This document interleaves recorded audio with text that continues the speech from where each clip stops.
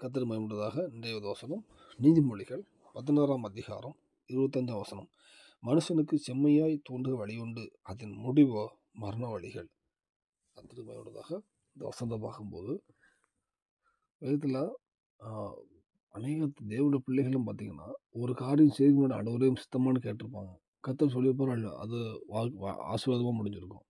ஆனால் ஒரு மனுஷ ரீதியாக நம்ம சில கண்ணுக்கு தோணுதில்ல, சில வழிகள் கண்ணுக்கு தோணுது, இது நமக்கு இது நல்லா பண்ணலாம், நல்லா பிடிச்சிருக்கு அப்படின்னு போகிறது கர்த்தர் சித்தம்னா எல்லாமே தீமையாக முடியும். வேதத்தில் பார்த்தீங்கன்னா அநேக சொல்லலாம்.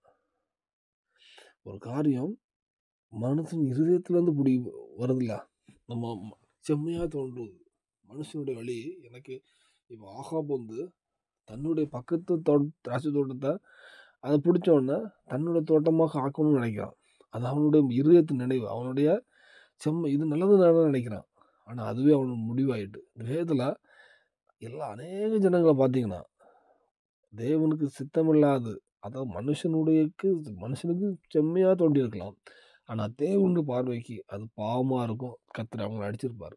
ஆனால் சிலவங்க இருக்காங்க, சின்ன விஷயம் பெரிய விஷயமோ எல்லா விஷயத்துலையுமே கர்த்தரை சார்ந்திருப்பாங்க.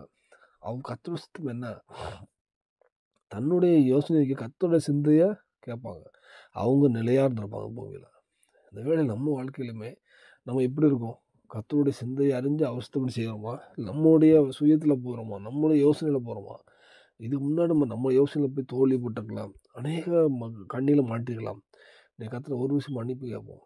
இனி ஒவ்வொரு காரியமும், சிறிய காரியம் பெரிய காரியமும் கர்த்தருடைய சித்தம் கேட்டு அதன்படி போனோம்னா கண்டிப்பாக இந்த பூமியில் ஒரு சாட்சியுள்ள வாழ்க்கை தருவார்.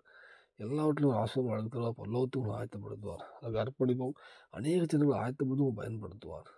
அர்ப்பணிப்போம். தேவனுக்கு விஷயம் வர்றாங்க. ஆமென்.